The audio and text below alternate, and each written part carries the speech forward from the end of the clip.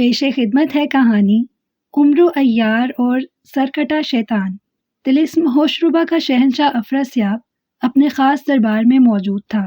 اس وقت دربار میں عمرو عیار کے بارے میں بات چیت ہو رہی تھی، کیونکہ انہیں تقریباً ساری دنیا سے اطلاعات مل رہی تھیں کہ عمرو عیار اپنی عیاری کی مدد سے دنیا بھر میں موجود جادوگروں، ان کے دیووں اور جنوں کو ہلاک کرتا جا رہا ہے۔ اس لیے وہ سب عمرو عیار کے بارے میں ہی باتیں کر رہے تھے۔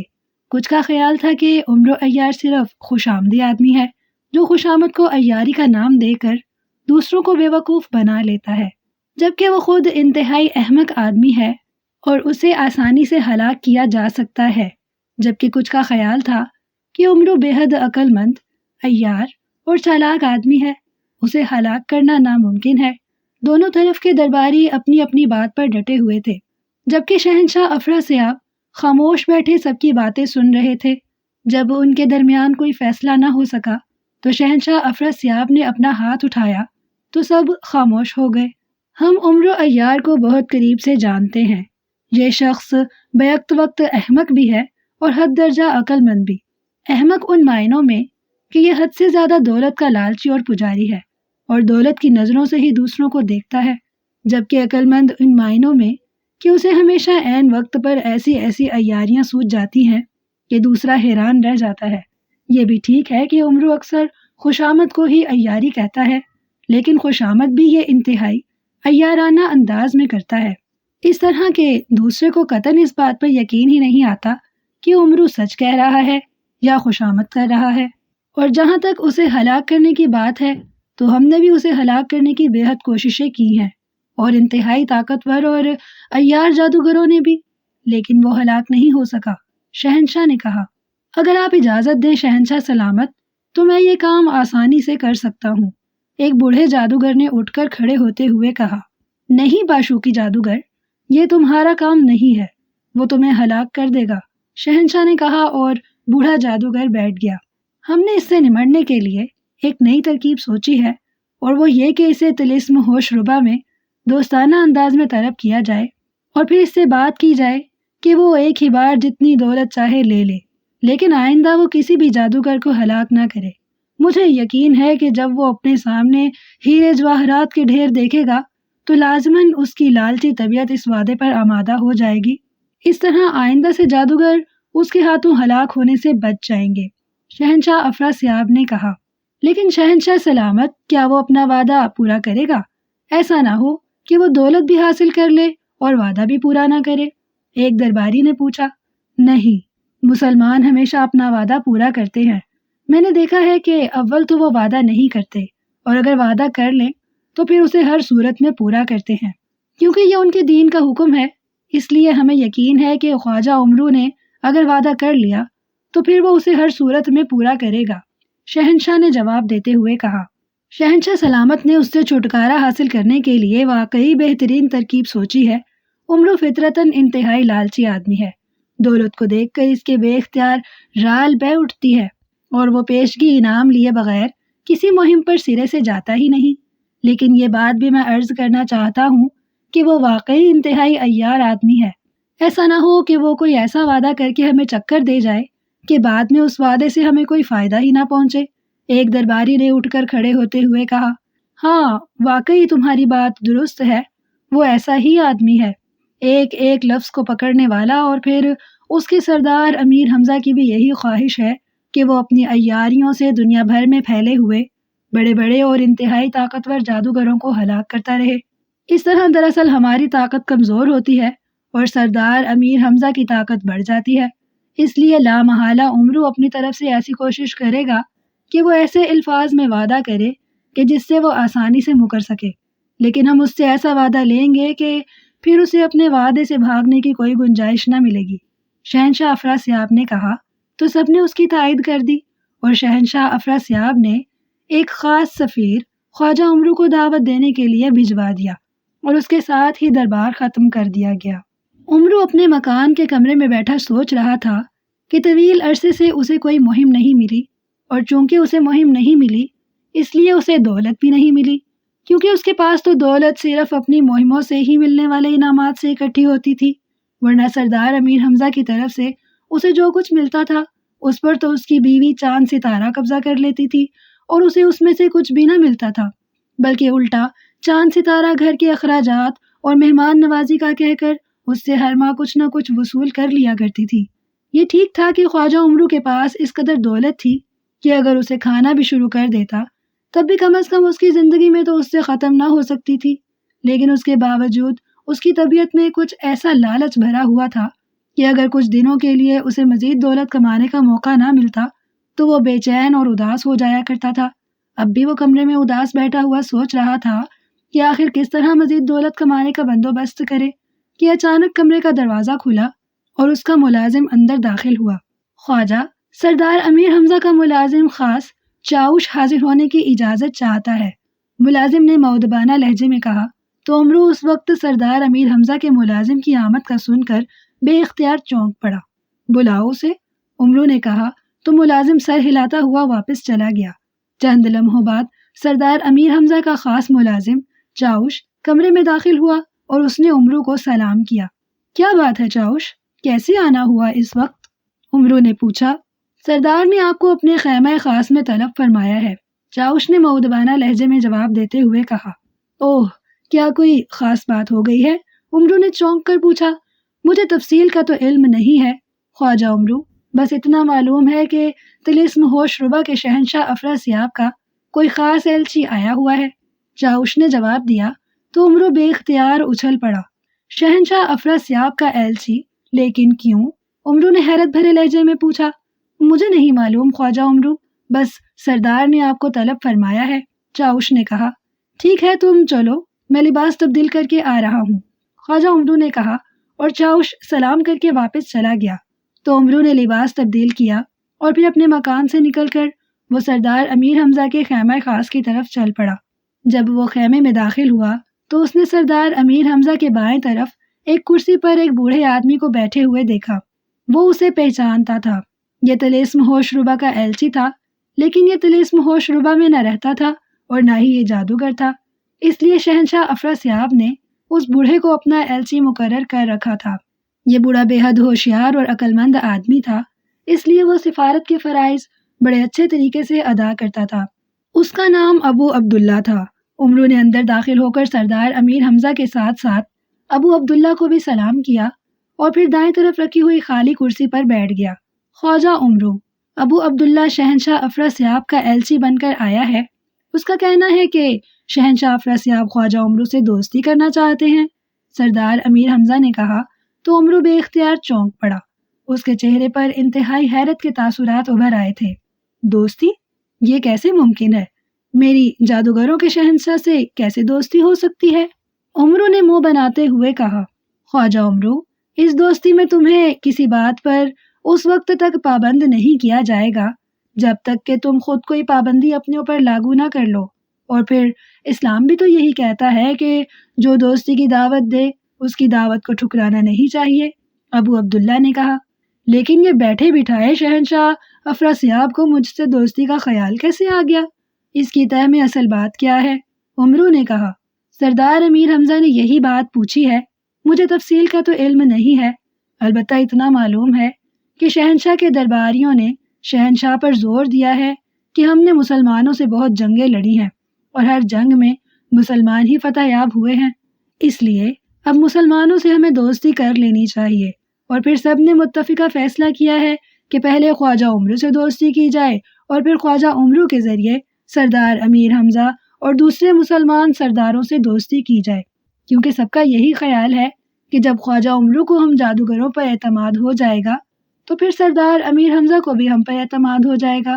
ابو عبداللہ نے جواب دیتے ہوئے کہا، لیکن دوستی کا مطلب تو یہ ہوگا کہ میں پھر کسی جادوگر کے خلاف مہم سر انجام نہ دے سکوں گا۔ عمرو نے کہا، نہیں، ایسی کوئی شرط نہیں ہوگی، ہاں لیکن اگر تم نے خود اپنے طور پر اس شرط کو اپنے اوپر عائد کیا تو تب تو دوسری بات ہوگی، ابو عبداللہ نے کہا۔ میں کیوں یہ شرط اپنے اوپر لاگو کروں گا؟ عمرو نے کہا۔ تو پھر تمہیں اس دوستی پر کوئی اعتراض نہیں ہونا چاہیے، ابو عبداللہ نے ماہر سفیر کی طرح کہا، اور عمرو نے اس بات میں سر ہلا دیا۔ اگر سردار امیر حمزہ اجازت دیں گے تو میں اپنی رضامندی دے دیتا ہوں، ورنہ خواجہ نہیں، عمرو نے کہا۔ مجھے کیا اعتراض ہو سکتا ہے، لیکن شرط وہی ہے کہ تم کوئی ایسا وعدہ نہیں کرو گے یا ایسی شرط قبول نہیں کرو گے جس سے تم پابند ہو سکو۔ سردار امیر حمزہ نے کہا۔ سردار، ظاہر ہے میں ایسا وعدہ کیسے کر سکتا ہوں؟ عمرو نے کہا۔ تو ٹھیک ہے، پھر ہماری طرف سے اجازت ہے، سردار امیر حمزہ نے کہا۔ اس دوستی کے لیے مجھے کیا کرنا پڑے گا؟ عمرو نے ابو عبداللہ سے پوچھا۔ شہنشاہ نے تمہیں طلسم ہوشربا میں آنے اور اس کے دربار میں شامل ہونے کی دعوت دی ہے۔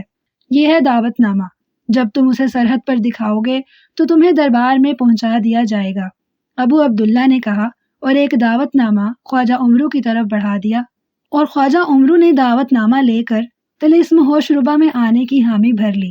ابو عبداللہ کے چہرے پر اطمینان کے آثار ابھر آئے۔ ظاہر ہے اس کی سفارت کامیاب رہی تھی اور اب اسے اس کامیابی پر بہت بڑا انعام بھی مل سکتا تھا، اس لیے وہ خوش بھی تھا اور مطمئن بھی۔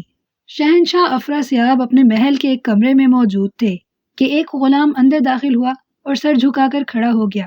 کیا بات ہے؟ شہنشاہ افراسیاب نے چونک کر اسے دیکھتے ہوئے پوچھا۔ ملکہ تورانیہ حاضری کی اجازت چاہتی ہے، غلام نے کہا۔ اجازت ہے، شہنشاہ افراسیاب نے کہا تو غلام سلام کر کے واپس چلا گیا۔ ملکہ تورانیہ شہنشاہ افراسیاب کی بیوی تھی، جسے شہنشاہ نے ملکہ تورانیہ کا خطاب دیا ہوا تھا۔ ویسے بھی اس ملکہ کا تعلق ملک تورانیہ سے ہی تھا۔ تھوڑی دیر بعد ملکہ تورانیہ اندر داخل ہوئی اور اس نے شہنشاہ کو سلام کیا۔ آؤ ملکہ بیٹھو، آج خلاف توقع اس وقت تم نے حاضری کی اجازت طلب کی ہے، کیا کوئی خاص بات ہے؟ شہنشاہ نے پوچھا۔ شہنشاہ، مجھے اطلاع ملی ہے کہ آپ نے عمرو عیار کو دوستی کی دعوت دی ہے اور عمرو 1-2 روز میں یہاں آ رہا ہے، ملکہ نے مؤدبانہ لہجے میں کہا۔ ہاں، تمہیں درست اطلاع ملی ہے، لیکن تم اس معاملے میں کیوں دلچسپی لے رہی ہو؟ شہنشاہ نے حیرت بھرے لہجے میں کہا۔ شہنشاہ، آپ کو تو معلوم ہے کہ میری بہن کو سرکٹے شیطان دیو نے اپنے قبضے میں کر رکھا ہے، اور ہم چاہتی ہیں کہ اپنی بہن کو اس سرکٹے شیطان دیو کے قبضے سے آزاد کرائیں، اور ہمارا خیال ہے کہ عمرو اگر آمادہ ہو جائے تو ایسا ممکن ہے۔ اگر آپ اجازت دیں تو ہم عمرو سے ملاقات کر کے اس سے درخواست کریں، ملکہ تورانیہ نے کہا۔ یہ سرکٹا شیطان دیو واقعی ایسی طاقت کا مالک ہے کہ ہمارا جادو بھی اس پر اثر نہیں کرتا، اور ہمیں معلوم ہے کہ عمرو اگر چاہے تو اس سرکٹے شیطان کا خاتمہ کر سکتا ہے، اور چونکہ وہ جادوگر نہیں ہے بلکہ اس کے پاس شیطانی طاقتیں ہیں، اس لیے ہماری طرف سے اجازت ہے۔ شہنشاہ افراسیاب نے کہا تو ملکہ تورانیہ بے حد خوش ہوئی۔ آپ عمرو عیار کو یہاں کیوں بلوا رہے ہیں؟ ملکہ نے پوچھا تو شہنشاہ نے اسے دربار میں ہونے والی ساری بات بتا دی۔ ٹھیک ہے، یہ اچھا اقدام ہے، ورنہ یہ عمرو تو ایک ایک کر کے سب کا خاتمہ کر دے گا، ملکہ نے کہا، اور پھر وہ شہنشاہ سے اجازت لے کر کمرے سے باہر چلی گئی۔ اس کے باہر جانے کے بعد شہنشاہ نے تالی بجائی تو ایک غلام اندر داخل ہوا اور سر جھکا کر کھڑا ہو گیا۔ سردار جارش کو بلاؤ، شہنشاہ نے کہا تو غلام سلام کر کے واپس چلا گیا۔ تھوڑی دیر بعد ایک بوڑھا آدمی اندر داخل ہوا، اس نے اندر آ کر سلام کیا۔ بیٹھو سردار جارش، شہنشاہ نے کہا تو سردار جارش سلام کر کے ایک کرسی پر مؤدبانہ انداز میں بیٹھ گیا۔ سردار جارش، جیسا کہ تمہیں معلوم ہے کہ عمرو عیار 2 روز بعد ہماری دعوت پر طلسم ہوشربا میں آنے والا ہے۔ ہم چاہتے ہیں کہ اس بار اسے اس انداز میں جکڑ لیا جائے کہ آئندہ کے لیے اس کے شر سے دنیا کے تمام جادوگروں کو نجات مل جائے، اور ہمیں معلوم ہے کہ تم طلسم ہوشربا میں سب سے عقل مند سردار ہو، اس لیے ہماری خواہش ہے کہ خواجہ عمرو سے تم ہی بات چیت کرو اور تم ہی اس سے معاہدہ کرو، شہنشاہ نے کہا۔ حکم کی تعمیل ہوگی شہنشاہ، حضور میں عمرو کو اس طرح پابند کر دوں گا کہ آئندہ کے لیے اس سے کسی جادوگر کو کوئی نقصان نہ ہوگا، سردار جارش نے جواب دیتے ہوئے کہا۔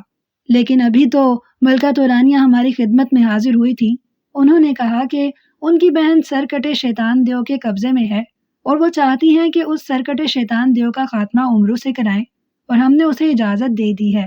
تم نے اس بات کا خیال رکھنا ہے کہ عمرو کو صرف جادوگروں کے خلاف پابند کیا جائے، شیطانی طاقتیں رکھنے والے دیووں، جنوں اور انسانوں کے خلاف نہیں، شہنشاہ نے کہا۔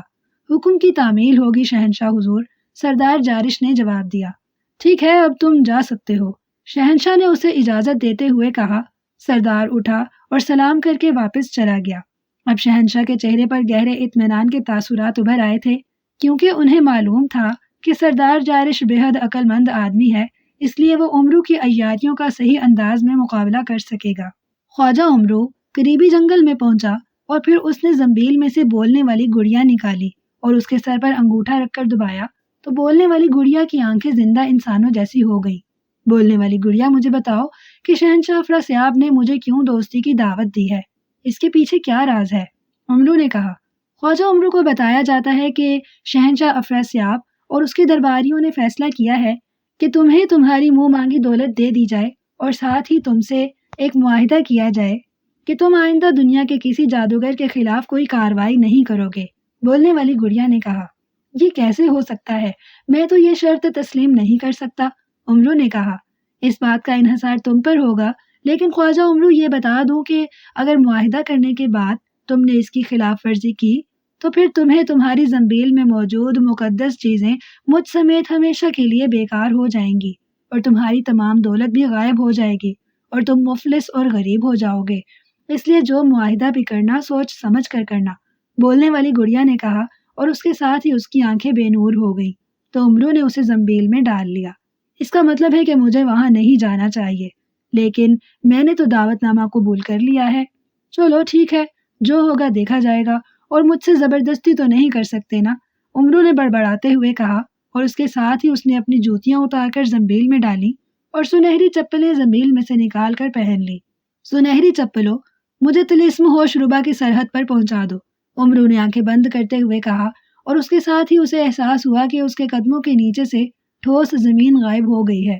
پھر چند لمحوں بعد جب اسے دوبارہ احساس ہوا کہ وہ ٹھوس زمین پر کھڑا ہے تو اس نے آنکھیں کھول دی۔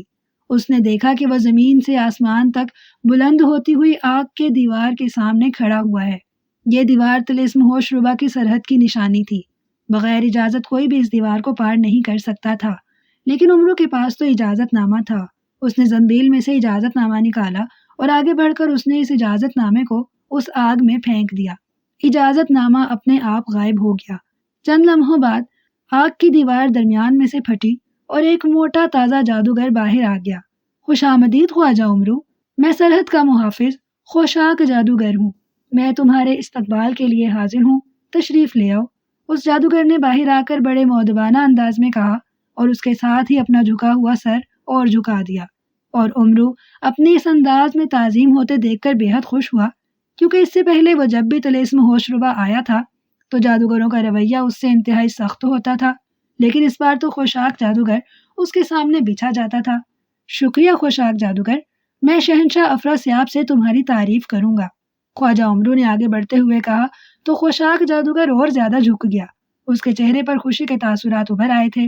عمرو خوشاک جادوگر کے ساتھ چلتا ہوا آگے بڑھا۔ جب وہ دیوار کو پار کر کے دوسری طرف گیا تو وہاں زمین پر ایک خوبصورت تخت رکھا ہوا تھا۔ اس تخت پر بیٹھ جاؤ خواجہ عمرو، یہ تخت تمہیں شہنشاہ کے دربار میں پہنچا دے گا۔ وہاں سب تمہاری آمد کے شدت سے منتظر ہیں، اور یہ بھی بتا دوں کہ تمہارے ساتھ دوستی ہونے کی بنا پر طلسم ہوش ربا میں جشن منایا جا رہا ہے۔ خوشی کے شادیانے بج رہے ہیں، یوں لگتا ہے جیسے آج طلسم ہوش ربا میں عید ہو۔ خوشاک جادوگر نے کہا تو عمرو اور بھی خوش ہو گیا۔ وہ جلدی سے تخت پر بیٹھ گیا اور اس کے تخت پر بیٹھتے ہی تخت اڑن قالین کی طرح ہوا میں اٹھتا چلا گیا اور پھر مناسب بلندی پر پہنچ کر وہ آگے بڑھنے لگا۔ عمرو اطمینان سے تخت پر بیٹھا ہوا تھا اور پھر راستے میں اس نے واقعی جادوگر مردوں، عورتوں اور بچوں کو خوشی سے ناچتے ہوئے دیکھا۔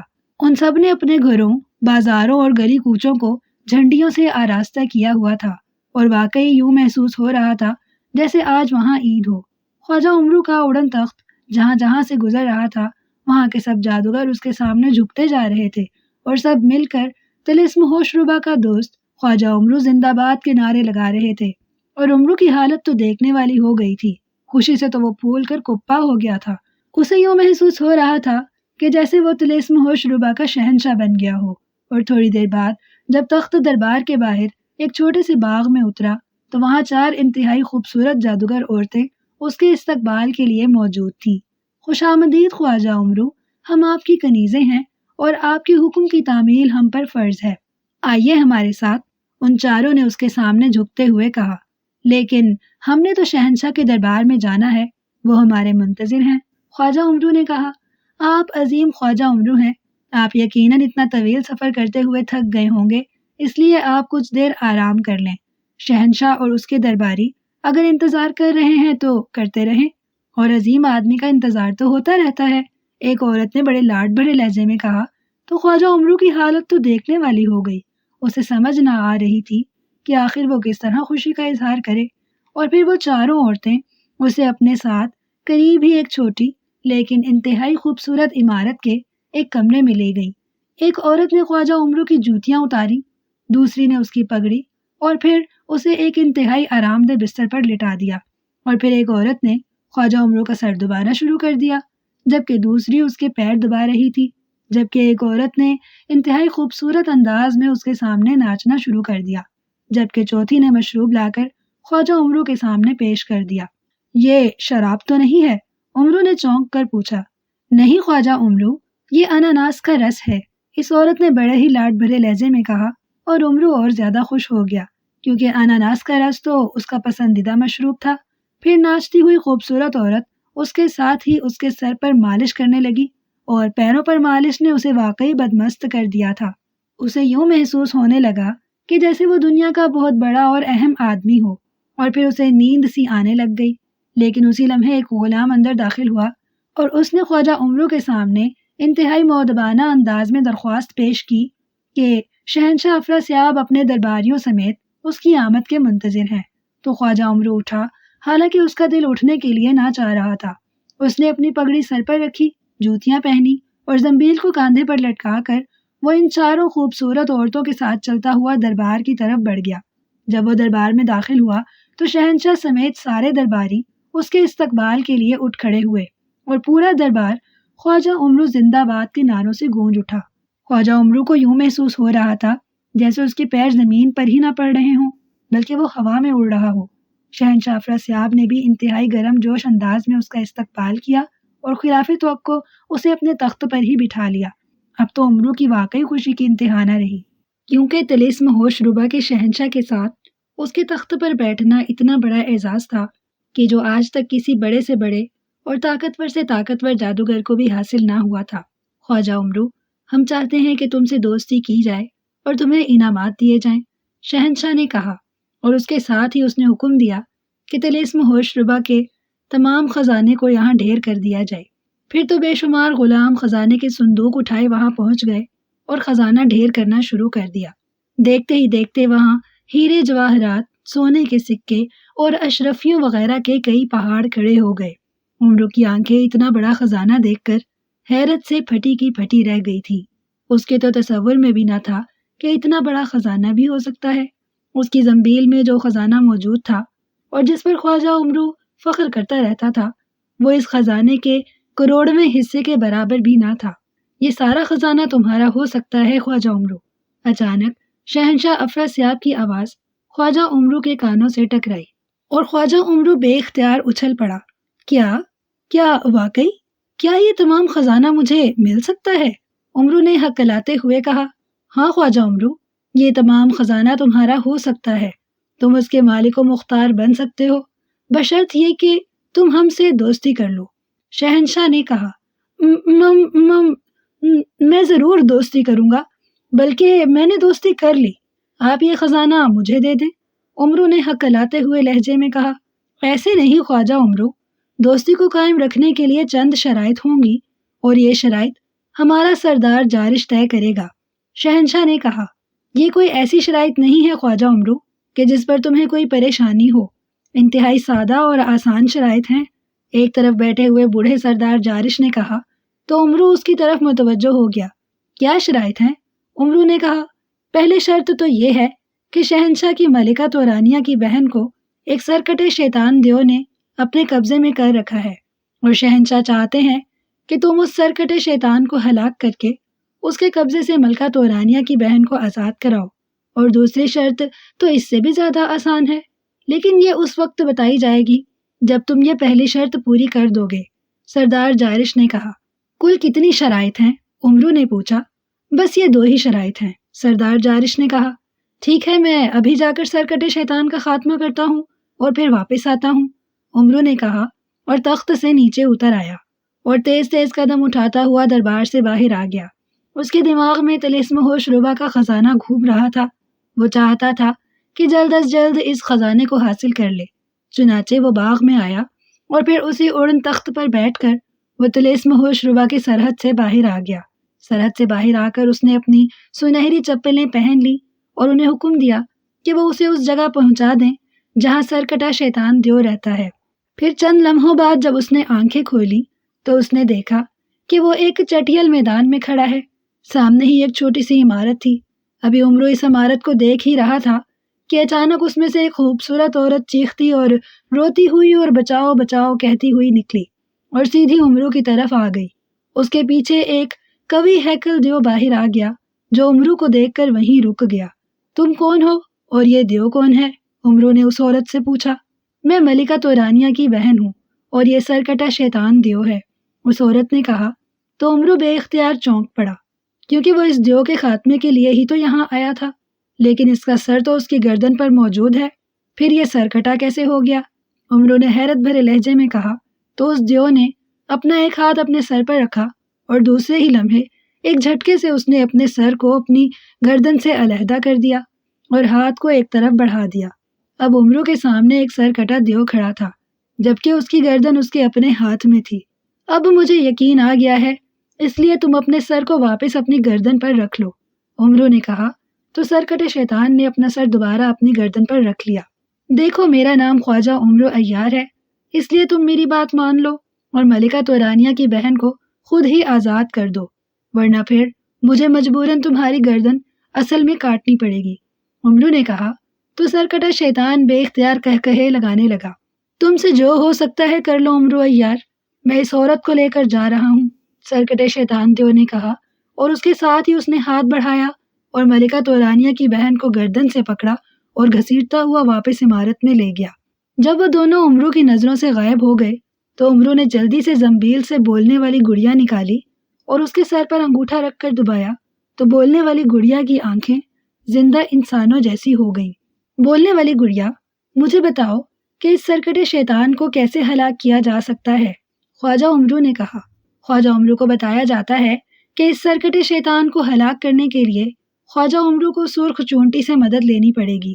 یہ سرخ چونٹی چونٹیوں کی ملکہ ہے اور اس میں ایسی خاصیت موجود ہے کہ جب کسی کے کان میں گھس جائے تو اس کا دماغ چند لمحوں میں کھا جاتی ہے، اور جیسے ہی یہ دماغ کھاتی ہے وہ شخص پاگل سا ہو جاتا ہے اور اس کی ساری شیطانی طاقتیں غائب ہو جاتی ہیں اور پھر اسے آسانی سے ہلاک کیا جا سکتا ہے، بولنے والی گڑیا نے کہا۔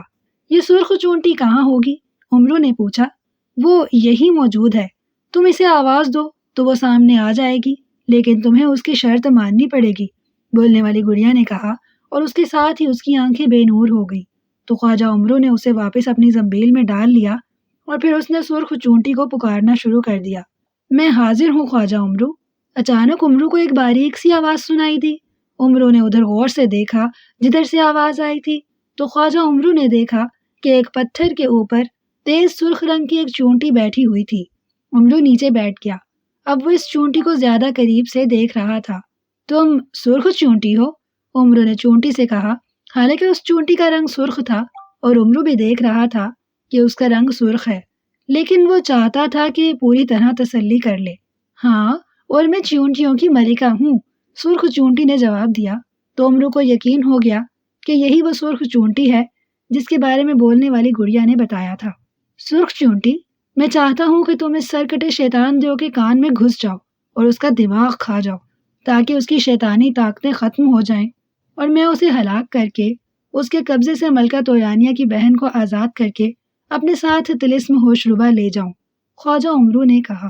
یہ سرکٹا شیطان واقعی بے حد ظالم دیو ہے اور وہ ملکہ تورانیہ کی بہن پر بھی بہت ظلم کر رہا ہے، اس لیے کہ اسے معلوم ہے کہ اس کا مقابلہ کوئی بھی نہیں کر سکتا، حتیٰ کہ خواجہ عمرو بھی نہیں کر سکتا، اس لیے وہ اپنی جگہ پر مطمئن ہے، لیکن اسے معلوم نہیں کہ اگر سرخ چونٹی اس کے کان میں گھس گئی تو چند لمحوں میں اس کا دماغ چٹ کر جائے گی اور پھر وہ آسانی سے ہلاک ہو جائے گا۔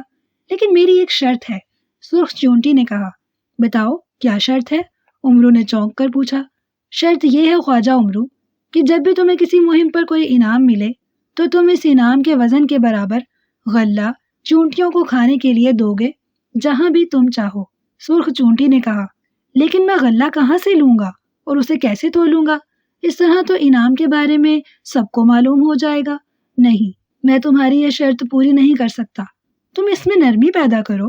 خواجہ عمرو نے کہا، چلو ایسا کرو کہ جب بھی تمہیں انعام ملے تم اپنے حساب سے جتنا غلہ چاہو، خواہ 2 دانے ہی کیوں نہ ہو، چونٹیوں کو ڈال دیا کرو گے۔ سرخ چونٹی نے کہا تو عمرو اس شرط پر مان گیا کہ سال میں ایک بار وہ ضرور ایسا کرے گا۔ ٹھیک ہے، تم جیسے کنجوس سے اتنی بات بھی غنیمت ہے۔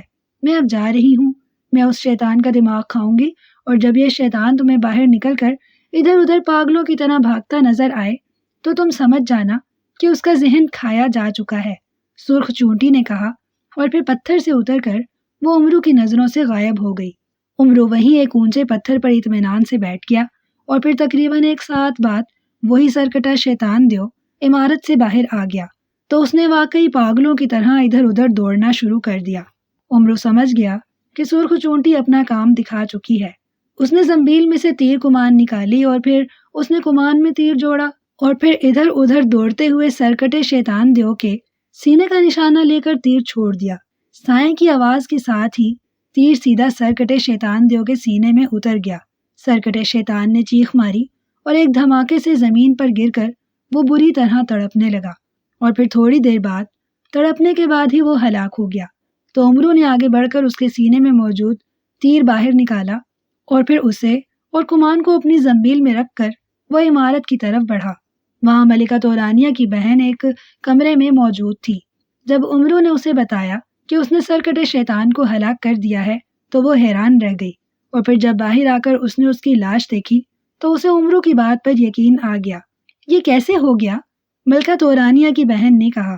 تو عمرو نے اسے سرخ چونٹی کے ساتھ ہونے والی بات چیت بتا دی، اور ساتھ ہی بتا دیا کہ کس طرح سرخ چونٹی نے سرکٹے شیطان کے کان میں داخل ہو کر اس کا دماغ کھا لیا تھا، اور سرکٹا شیطان پاگل ہو گیا اور اس کی شیطانی طاقتیں ختم ہو گئی اور وہ ہلاک ہو گیا۔ بہت بہت شکریہ خواجہ عمرو، تم واقعی عظیم آدمی ہو۔ جس کام کو بڑے بڑے طاقتور جادوگر بھی سر انجام نہ دے سکے، تم نے یہ کام انتہائی آسانی سے سر انجام دے دیا۔ ملکہ تورانیہ کی بہن نے کہا تو عمرو بے حد خوش ہوا، اور پھر اس نے ملکہ تورانیہ کی بہن کو ساتھ لیا اور سنہری چپلوں کی مدد سے دوبارہ طلسم ہوشربا کی سرحد پر پہنچ گیا۔ اس کے بعد وہ دونوں اس اڑن تخت پر بیٹھ کر شاہی دربار میں پہنچ گئے۔ جب ملکہ تورانیہ اور شہنشاہ افراسیاب کو اطلاع ملی کہ عمرو کامیاب لوٹا ہے تو وہ سب بے حد خوش ہوئے۔ ملکہ تورانیہ نے اپنے طور پر خواجہ عمرو کا شکریہ ادا کیا اور اسے بھاری انعام دیا۔ پھر سردار جارش بھی آ گیا اور اس نے بھی سرکٹے شیطان کا خاتمہ کرنے پر خواجہ عمرو کو شاباش دی۔ اب تم دوسری شرط بتاؤ سردار جارش۔ عمرو نے کہا، دوسری شرط بہت آسان ہے، لیکن پہلے خزانہ منگوا لوں۔ سردار جارش نے کہا، اور اس نے شہنشاہ افراسیاب سے درخواست کی تو شہنشاہ افراسیاب نے خزانہ عمرو کے سامنے ڈھیر کرنے کا حکم دے دیا، اور ایک بار پھر وہی خزانہ عمرو کے سامنے پہنچ گیا، جسے دیکھ کر عمرو کی حالت خراب ہو گئی تھی۔ یہ خزانہ تم حاصل کر سکتے ہو خواجہ عمرو، اگر تم وعدہ کرو کہ آئندہ کسی جادوگر کو ہلاک نہیں کرو گے۔ سردار جارش نے کہا، تم نے غلط شرط بتائی ہے سردار جارش، میں صرف ظالم جادوگروں کو ہلاک کرتا ہوں، عام جادوگروں سے میں کبھی نہیں لڑتا۔ اس لیے اگر تم اس شرط میں یہ بات شامل کر لو کہ میں عام جادوگروں کو ہلاک نہیں کروں گا تو پھر میں یہ شرط مان لیتا ہوں، ورنہ نہیں۔ عمرو نے کہا، نہیں، ہماری شرط کے مطابق وعدہ کرنا ہوگا، ورنہ یہ خزانہ تمہیں نہیں مل سکتا۔ سردار جارش اپنی بات پر اڑ گیا۔ اب تو خواجہ عمرو کی جان پر بن گئی۔ اس قدر بڑا خزانہ جو 7 بادشاہوں تو کیا 7,000 بادشاہوں کے خزانے سے بھی بڑا تھا، وہ چھوڑ بھی نہیں سکتا تھا، اور شرط ماننے کا مطلب بھی اس کی ہلاکت تھی، کیونکہ اس طرح سردار امیر حمزہ کی بھی خلاف ورزی ہوتی اور آئندہ کے لیے اسے کوئی دولت بھی نہ ملتی۔ سنو سردار جارش، ایک اور کام ہو سکتا ہے۔ عمرو نے چند لمحے سوچنے کے بعد ایک بار پھر عیاری سے کام لیتے ہوئے کہا، کیا کام؟ سردار جارش نے چونک کر کہا، میں یہ شرط اس صورت میں تسلیم کر سکتا ہوں کہ یہ کہہ دوں کہ میں کسی جادوگر کو ہلاک کرنے کی طاقت نہیں رکھتا، یہ کام صرف اللہ تعالیٰ کی رضا سے ہوتا ہے۔ عمرو نے کہا، ہاں یہ بات تو سچ ہے، ہمیں بھی معلوم ہے، سردار جارش نے کہا، اور شہنشاہ افراسیاب نے بھی اس کی تائید کر دی۔ عمرو بہت خوش ہوا کیونکہ اس نے انہیں اپنی عیاری کے جال میں پھنسا لیا تھا۔ تو پھر مجھے یہ شرط منظور ہے، عمرو نے کہا۔ تو سردار جارش اور شہنشاہ افراسیاب دونوں خوشی سے اچھل پڑے۔ وعدہ کرو کہ تم کسی جادوگر کو ہلاک نہیں کرو گے، شہنشاہ افراسیاب نے کہا۔ میں وعدہ کرتا ہوں کہ میں کسی جادوگر کو ہلاک کرنے کی طاقت نہیں رکھتا، یہ کام صرف اللہ تعالیٰ کی رضا سے ہوتا ہے۔ عمرو نے کہا، نہیں، جو الفاظ میں نے کہے ہیں وہی دہراؤ۔ شہنشاہ افراسیاب نے کہا، میں وعدہ کرتا ہوں کہ میں کسی جادوگر کو ہلاک نہیں کروں گا، عمرو نے کہا۔ تو شہنشاہ افراسیاب اور سردار جارش خوش ہو گئے اور پھر سارا خزانہ عمرو کو مل گیا۔ عمرو نے خوشی خوشی سارا خزانہ اپنی زنبیل میں ڈالا اور پھر شہنشاہ سے اجازت لے کر وہ طلسم ہوشربا کی سرحد سے باہر آ گیا۔ پھر وہاں سے وہ سیدھا اپنے ملک میں واپس آ گیا۔ یہاں سردار امیر حمزہ اس کے منتظر تھے۔ جب انہیں عمرو کی آمد کی اطلاع ملی تو انہوں نے اسے اپنے خاص خیمے میں طلب کر لیا اور عمرو وہاں پہنچ گیا۔ ہاں، کیا رہا؟ کیا دوستی ہو گئی؟ سردار امیر حمزہ نے پوچھا۔ ہاں سردار، عمرو نے جواب دیا۔ کیا وعدہ کیا ہے تم نے؟ سردار امیر حمزہ نے پوچھا تو عمرو نے بتا دیا۔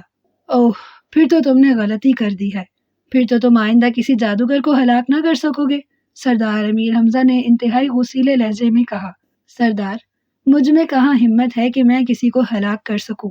موت زندگی تو اللہ تعالیٰ کے ہاتھ میں ہوتی ہے، بندہ تو کوشش کر سکتا ہے، اور میں نے کوشش نہ کرنے کا وعدہ تو نہیں کیا، عمرو نے کہا۔ لیکن کیا یہ بات وہ جادوگر بھی تسلیم کرتے ہیں؟ سردار امیر حمزہ نے کہا۔ ہاں سردار، میں نے ان سے پہلے یہ بات تسلیم کروائی، پھر وعدہ کیا، عمرو نے کہا۔ تو سردار امیر حمزہ اس کی عقل مندی پر بے حد خوش ہوئے اور انہوں نے بھی اسے بے پناہ انعام دیا۔ اب تو عمرو کی خوشی کا کوئی ٹھکانہ نہ رہا۔ اس وقت اس کی زنبیل میں اتنا خزانہ موجود تھا کہ پوری دنیا کے کسی آدمی کے پاس اتنا خزانہ نہ ہو سکتا تھا۔